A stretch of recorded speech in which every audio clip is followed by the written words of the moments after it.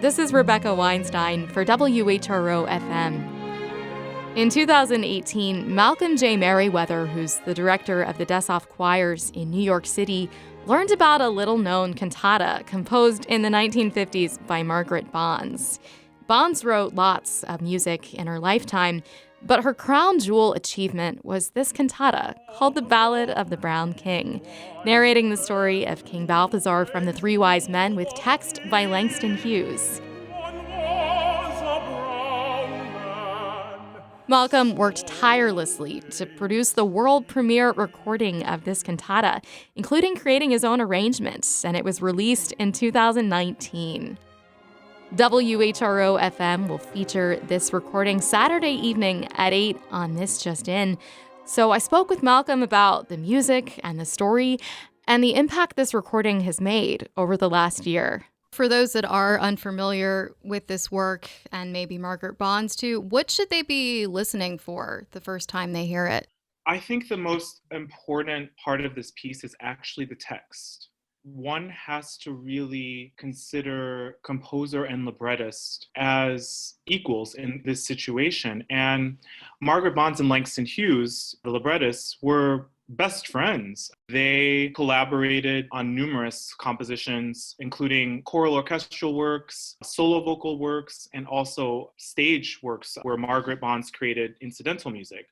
So when you look at this piece, you really get a sense of their aesthetic and a sense of the time period. This piece was written in 1954, a tumultuous time for Black people, especially in the United States, a time of social unrest and also social mobility.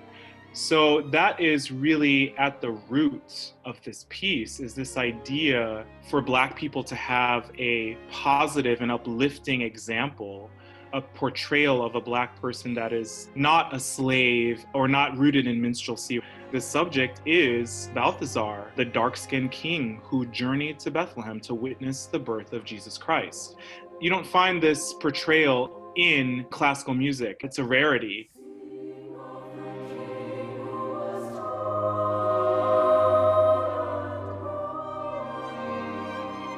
The Ballad of the Brown King exists in 3 different versions: Margaret's original score for piano and voice, her expanded orchestral version, and then Malcolm's own arrangement for strings, harp, organ, and choir.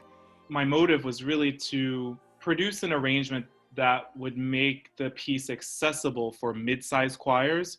After examining many of Margaret's scores and her style of orchestration, I condensed the score as an homage to Margaret's idiom, a cross between jazz harmonies with some sort of church gospel rhythms, and just all harmonized into a Western European style. It is extremely tuneful to the ear.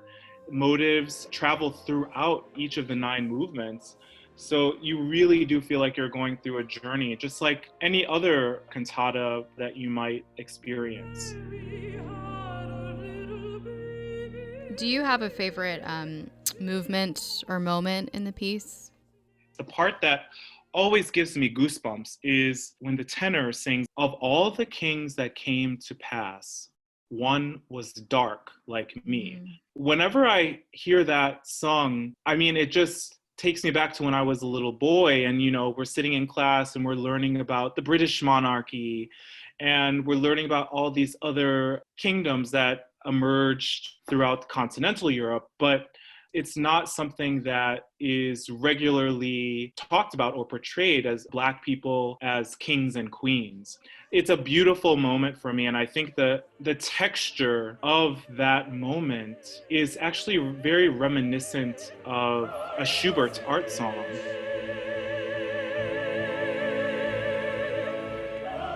What impact are you hoping this recording will have long-term in the classical music landscape? And have you seen any ripple effects over the last year since this came out?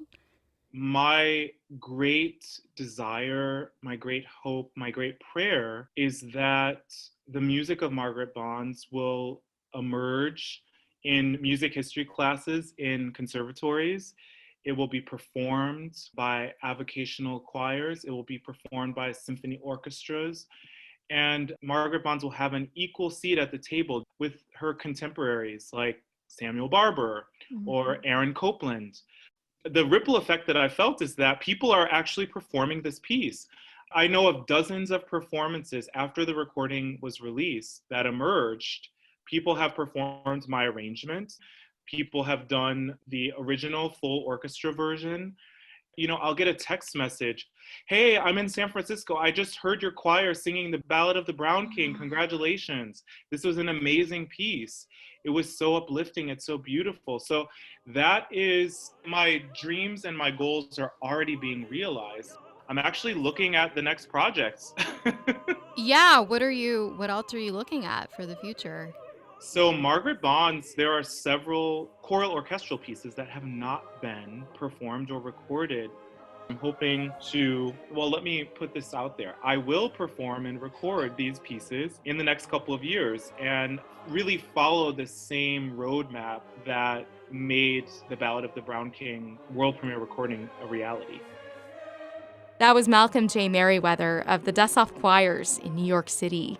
He produced the world premiere recording of the Ballad of the Brown King in his own arrangement of music by Margaret Bonds. We're so excited to share this recording this Saturday evening on This Just In at 8 with host Raymond Jones. You can learn more about the piece and take a look at the text online at WHRO.org. For WHRO-FM, I'm Rebecca Weinstein.